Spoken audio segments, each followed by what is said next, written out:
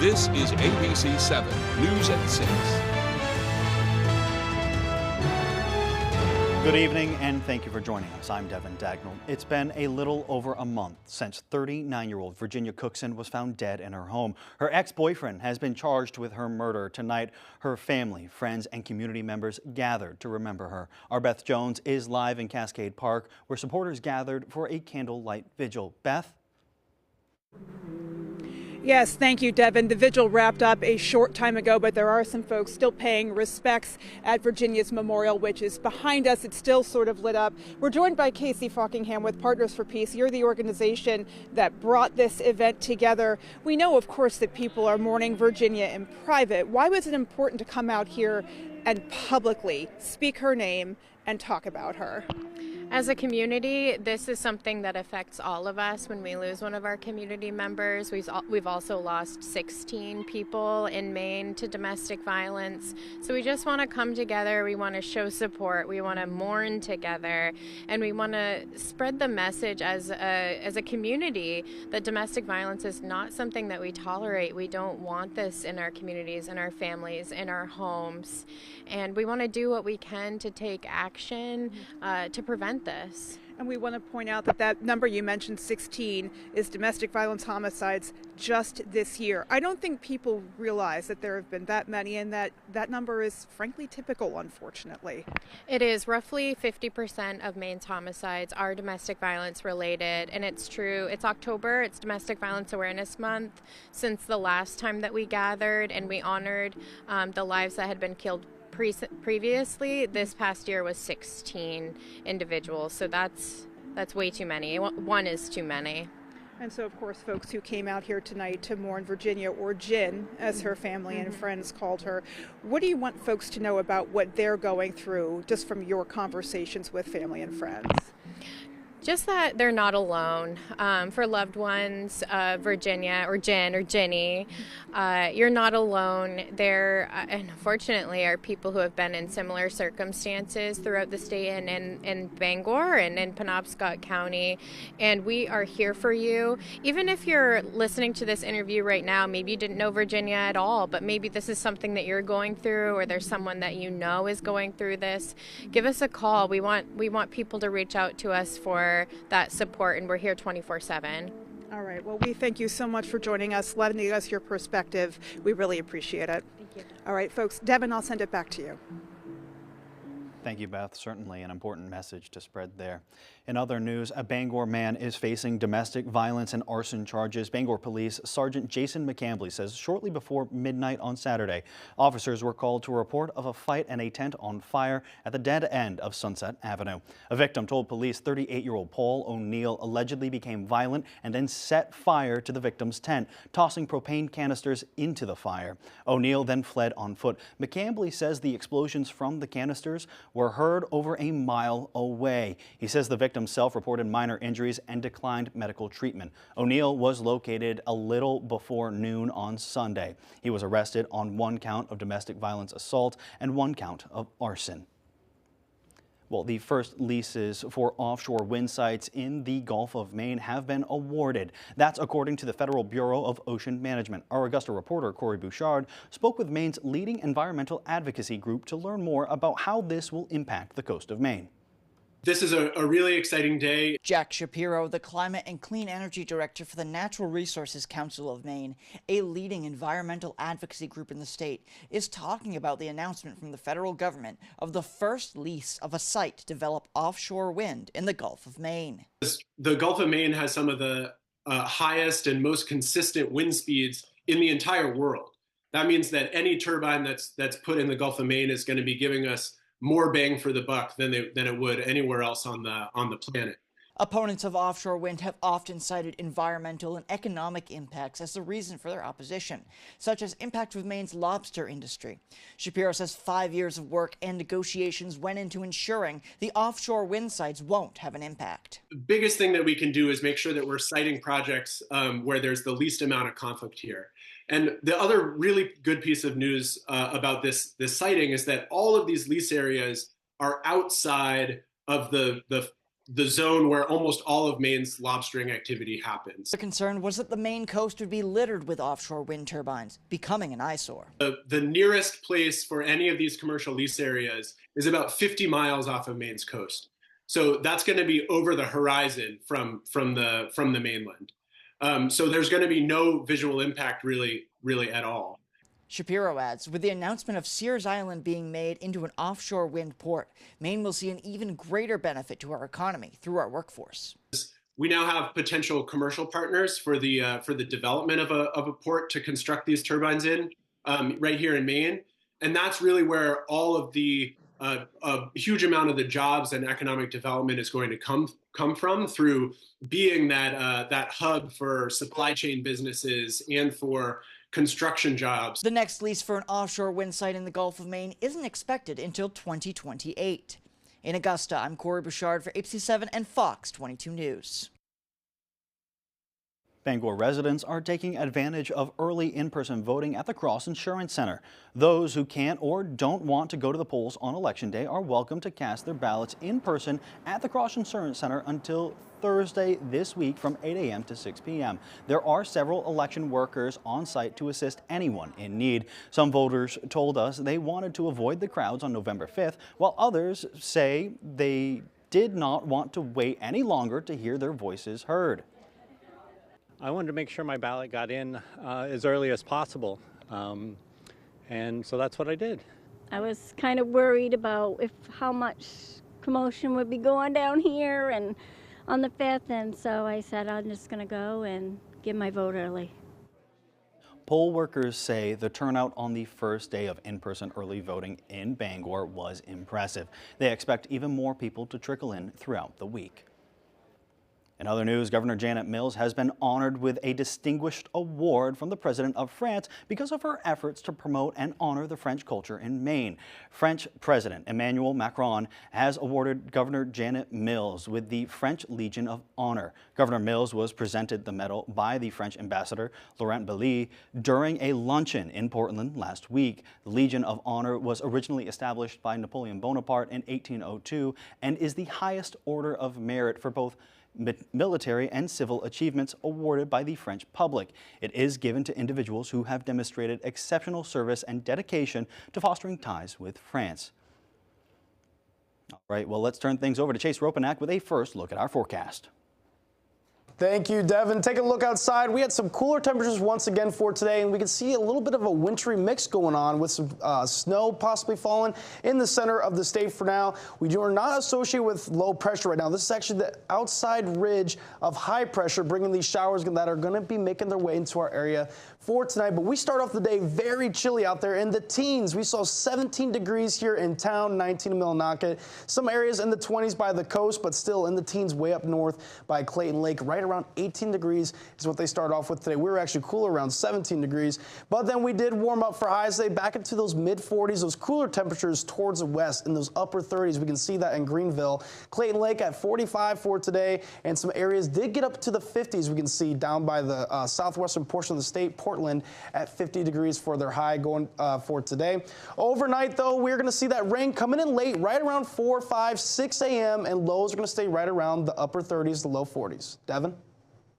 Thanks, Chase. Coming up on ABC7 News at 6, our Doug Banks is standing by live with updates regarding the lawsuit involving the Bangor Mall. And the University of Maine recently unveiled their Factory of the Future project. Those stories and much more as ABC7 News at 6 continues.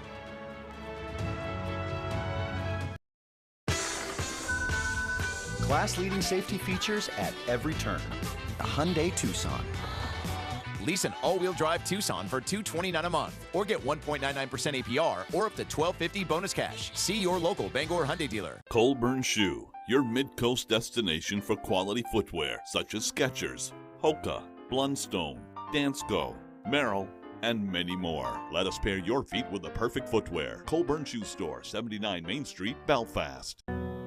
Have you ever felt like you could disappear? From the composers of The Greatest Showman, and no one would hear. Dear Evan Hansen. Don't miss your chance to see one of the most remarkable shows in musical theater history. The groundbreaking, Tony Award-winning Dear Evan Hansen. You'll be found. He used to be good. He pretended to be good on our Second Amendment. We have homeless veterans on the street, and Jared Golden wants to make sure our immigrants have free housing. We're supposed to get 150 new migrants in Bangor.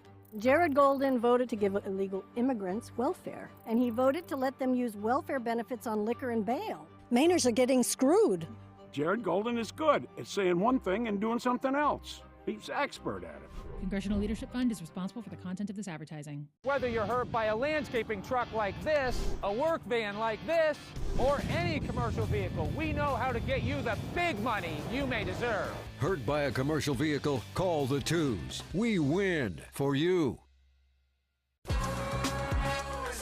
The new Hyundai Elantra with America's best warranty. There's joy in every journey. Lease a Hyundai Elantra for only $159 a month, or get 1.99% APR, or up to $1,500 bonus cash. See your local Bangor Hyundai dealer. You're watching ABC 7 Bangor.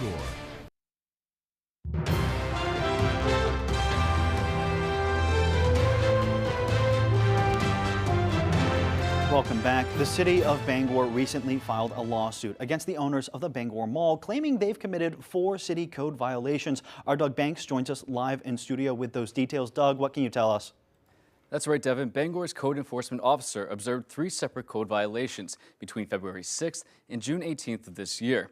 And according to court documents obtained by ABC 7, the 3 owners never addressed a single one of them. Court documents show 4 total violations that fall under 3 separate categories. First, a sign violation that says the sign at the head of Bangor Mall Boulevard is not being maintained to prevent deterioration. Second, a parking lot violation that says the driveways and parking lot spaces are not being kept in a proper state of repair or maintained free from hazardous conditions. Third is roof violations, in which the mall owners are being charged with 2 separate violations. One accuses them of the mall's roof having defects, allowing rain to leak into the building. The other accuses them of failing to maintain the roof in good repair. With a hearing scheduled for tomorrow afternoon, we spoke with David Sevchek, the attorney representing the city of Bangor, earlier this evening.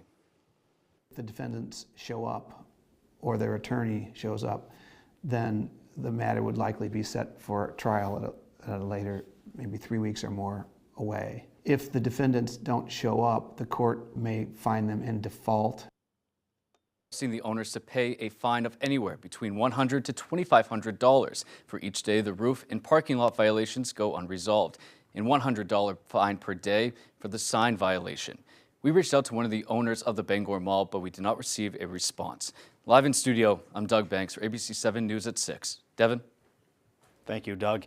In other news, the University of Maine is hoping to usher in a new era of large-scale advanced manufacturing with their Factory of the Future project. The university broke ground today on the Green Engineering and Materials Factory of the Future. This is the latest effort from the Advanced Structures and Composites Center to advance manufacturing innovation across various sectors, including 3D printing.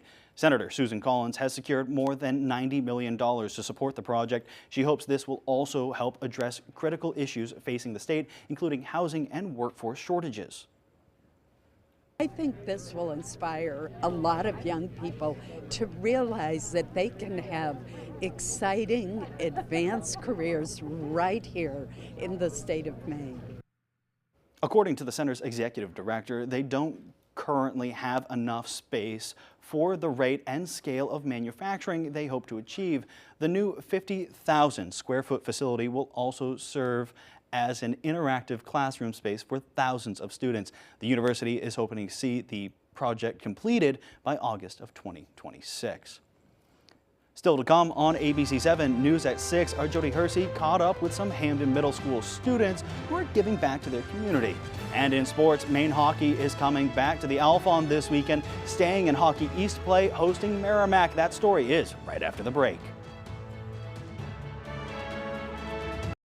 An illegal immigrant ran an Albion mother off the road and killed her. How did we get here? Before Biden opened the border, Jared Golden voted to protect sanctuary cities, gave welfare to illegal immigrants, voted to allow those benefits to be spent on liquor and bail. Jared Golden created an immigration crisis in Maine, made it worse in Washington. And this is the cost.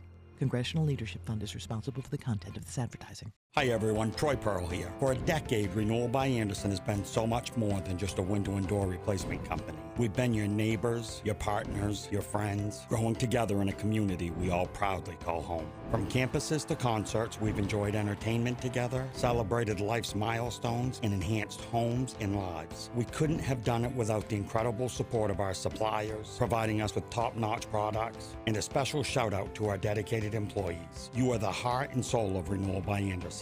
Your hard work, passion, and commitment to excellence inspires us every day. As we celebrate our 10th anniversary, we're overflowing with gratitude. Our journey has been fueled by a commitment to giving back through charitable organizations that uplift our community, reminding us that every window we replace isn't just about homes. It's about creating a better future for all. Thank you, everyone who has made 10 years possible. Here's to many more. The better way to a better window. Renewal by Andersen. Maine is built on strength and independence, but lately, our future feels uncertain.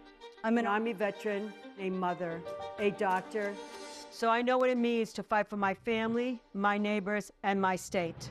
I'm running for Senate because Maine deserves better. It's time for real leadership, someone who will work to lower costs, secure our borders, and protect our way of life. My name is Demi Kazunas, and I approve this message because I am running to stand up for you. The Maine 2nd Congressional District Forum, tonight at 10 on ABC 7. Find half-off deals today and save money by going to foxbangor.com.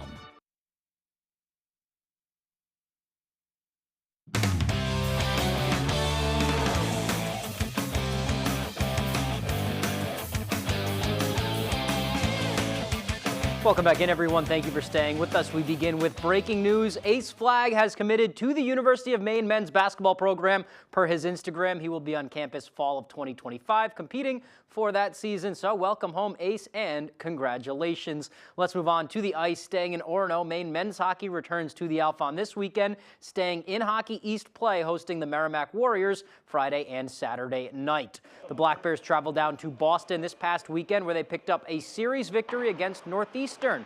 Friday, they downed the Huskies by a score of 4-1, but it took a little bit more on Saturday, winning in a shootout. It was Maine's first win at Northeastern in 12 years, and although the Black Bears ranked 7th in the country with 4 wins and a tie, they still don't feel like they've put out their A game, but a road conference win is a good one either way. You know, the guys found a way. Like, neither one of those games was pretty. Northeastern's a good team. We had stretches where we did some good things both nights and stretches where we were really loose and gave up a lot of grade A's. But, we'll take some positives from it for sure. Road games are going to be so much harder. So that first one on Friday night, we didn't think we played our best at all. We thought we had a lot more, and we still were able to squeeze out a win. So. The Black Bears are back at the Alphon on Friday and Saturday, hosting Merrimack with 2 top 5 opponents right over the horizon after that, BU and Boston College. It's just human nature to look ahead to those mammoths, but Coach Barr and Maine are trying to hone in on one day at a time. We're just trying to get a little better. It's as the season goes on, you have to continue to get better every day. This year and, even go back to last year, we had a really good start and then there was a lull. We can't have a lull. I think it's literally just day by day. You come to the rink, you do the exact same stuff you're doing, you listen to the coaches, you break down what we can be doing better, what needs to change, and I think we assess how we're going to play against the team coming up this weekend, and we just take it day by day. Moving on to the soccer field now, the playoffs are upon us. We're going to go to a Class C girls quarterfinal matchup in Corinth. First half in this one, Central is hosting the Mattanock Academy Lynx. Central up 1. Mary Allen has this one. She fires. It goes off the post right back to Kenzie Graham, who sends it back the other way. That gets through. It makes it 2-0 Devils. Here they are again looking for more. Grace Minario comes up with the steal. Looks to cross to an open Allen, but a save made by Eliza Donath diving to intercept that one. Before the half, Carly Farrar sends it into Allen. She is going to stop and fire this one, and it just gets in there under the crossbar, makes it 3-0 Red Devils. Second half now, Lynx pushing. Megan House is going to send it in. There's a chance here, but Shiloh Graham makes the diving save and holds on. Central heads to the semis. They win 5-0. Back to some basketball now, and big news for Maine's favorite Duke star, Cooper Flagg, in terms of a huge NIL deal. Flagg and Gatorade have agreed to a landmark endorsement deal, becoming Gatorade's first ever men's college basketball player that they've signed to a deal. Cooper and Duke just beat Arizona State by over 50 earlier this week in a charity exhibition. They will open the season against our Black Bears Monday night in Durham. Cooper is expected to be one of the top picks in the NBA draft in 2025. All right, congratulations to him and his brother Ace. That is all the time we have for sports. Here's Chase Ropenack with your full 5-day forecast. Thank you, Tyler. As you can see, it was a very cold start to the morning this morning, in the teens for lows. We saw 17 degrees this morning, right around 20 in Bar Harbor and Rockland as well. A little bit warmer in Augusta, right around those mid-20s, but still, that's pretty chilly. We saw lots of areas still in the teens. Presque Isle way up north, right around 16 degrees for their low this morning, so it was a very chilly start to the morning. But now we've been warmed up a little bit into those mid-40s for highs here in town, showing that here in Bangor. We do have some a little bit of wintry mix going on in the center of the state near Greenville, where their high is only around 38 degrees for today. Saw lots of mid-40s by the coast here in Bar Harbor, upper 40s by Rockland, and some areas did hit right around 50 degrees near the southwestern portion of the state for today. So starting off, where our lows are going to hit it right around 6 p.m. tonight. We're going to continue to warm up as that high pressure really replaces over the center of the state over tonight. So 6 o'clock is when we're going to have our coldest temperature, right around 39 degrees here in town. And as we continue on throughout the night, we're going to get warmer and warmer, eventually right around 55 degrees for our high tomorrow, going into the afternoon to evening hours. And we'll see some cooler temperatures still up north, but still looks like a warmer day is in store for us than we had for today. As we take a look at our temperature trend, we are definitely going to warm up way above average Thursday into Friday, almost over 20 degrees average, or 20 degrees above average on Thursday. We'll see 71 again on Friday. Keep in mind our average right now is right around 53 degrees. So then a big cold front will come through going into Saturday, bringing rain chances as well. And we see near average temperatures once again going into the end of the weekend, into the beginning of the work week. All right, so take a look at wind speeds out there right now. A little bit all over the place. We can see 8 miles per hour from the south here in town, 7 miles per hour from the south-southeast here in Bar Harbor. Other than that, not too strong of winds. There are a lot of zeros on the board. We see that in Waterville. Other than that, the winds are right around that 5 to 10 mile per hour range. They are going to pick up, though, with our next system on the way. This is actually associated with high pressure. This is actually not associated with low pressure. So this is the outside of the ridge right now where these showers are forming and where there's some rising air. And we will have low pressure that will replace this high pressure soon, but this is still a high pressure induced rainfall that we're going to get for tonight. So as we can see on the future forecast, it's showing cloudy skies as of right now. And then we have that rain make its way. It's showing it breaking up right around the early morning hours. So there is a chance that we will stay dry, but most likely we are still going to see the system stick together and bring at least, a quarter inch of rainfall into our area going into those early morning hours for Wednesday. As we continue on, mostly cloudy skies, and we're going to see a very warm day going into Thursday as those clouds decrease, and then we'll have some mostly sunny skies with the high pressure in place, bringing those temperatures right around the mid-70s. All right, though, for tonight, we have that low right around 39 degrees, cloudy out there with rain possible late, and going into tomorrow, we'll have rain possible early on in the day. High right around 55 degrees. It will be breezy, though, with winds gusting 25 miles per hour from the south. Taking a look at your extended forecast for Thursday, we're going to be in the mid-70s on Halloween, going to be a beautiful day, and then right around 71 degrees as well on Friday. Thanks, Jay. Still more to come right after the break. I was hurt in a bad motorcycle accident, and I was laid up for a couple months. If you've been injured in a motorcycle accident, call Joe today for a free case evaluation. I'm really grateful they won my case for me. Dial 207-CALL-JOE or online at joebornstein.com. Hell, I'd like to kick back. Skip work, just like no show. No show, Austin Terrio. But I can't, because when Terrio did show up, he voted against lowering my prescription costs. Now Terrio's running for Congress, bankrolled by the Project 2025 crowd, whose plan lets drug makers charge whatever they want. And threatens to privatize Medicare. Shows me all I need to know about Terrio. HMP is responsible for the content of this ad. I'm Jared Golden, and I approve this message. I think Austin Terrio can be very dangerous. He most definitely would join the extremists in Congress. Austin Terrio is on the same side as the extremists who want to have a national abortion ban. The extremists that don't allow women to have choice. And these extremists, they're going to try to control women. It's wrong. I think you're going to see women die. I just don't want that for my grandchildren. Austin Terrio, he's not going to stand up for my rights in Congress. At the end of this long campaign, I want to leave you with a couple of thoughts. One is that in spite of the partisanship, progress is possible. The second is there's plenty left to do. Here's some progress: negotiating lower drug prices, historic new programs for veterans, and bringing manufacturing back to America. But reproductive rights, housing, the high cost of living, and fighting for democracy are still on the agenda. I'm Angus King, and I approve this message because with your help, I'm ready to get back after it. Tell the insurance company you mean business. Call Joe Bornstein, right now. Call the firm that has been getting justice for Mainers for 50 years. If you've been injured in an accident, call Joe.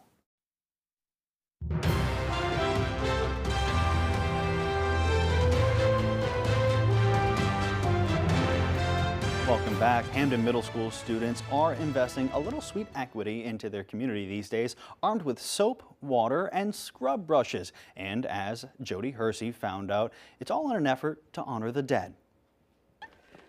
Reedsbrook Middle School students are eager for another day of work at Locust Grove Cemetery in Hamden.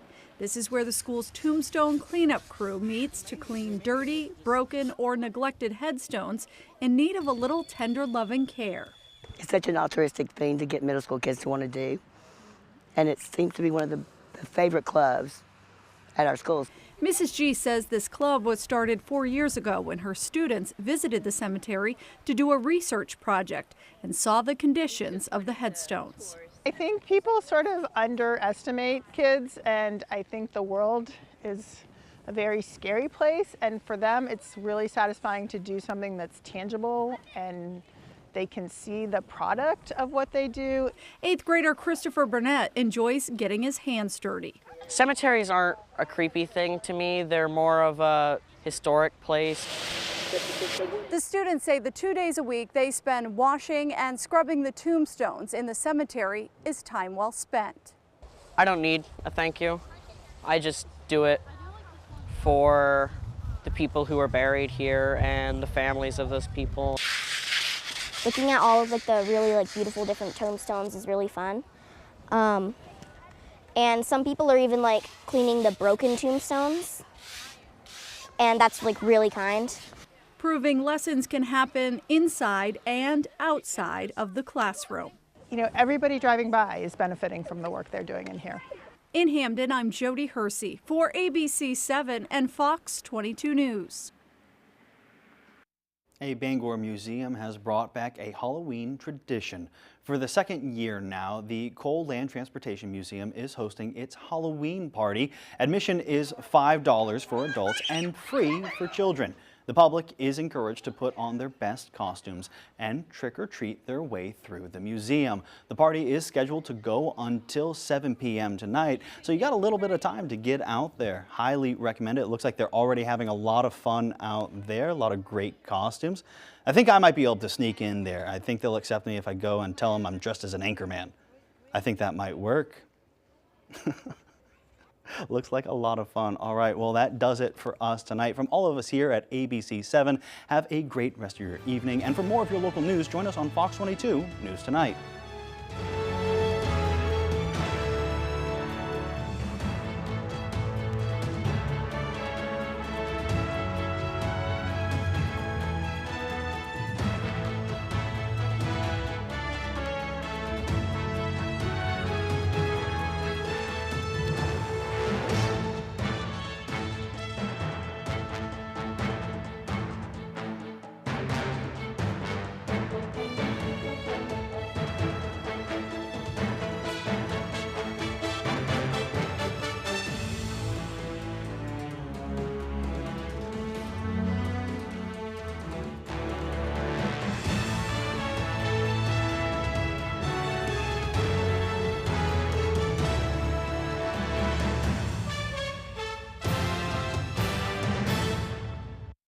What do I like about Joe Baldacci?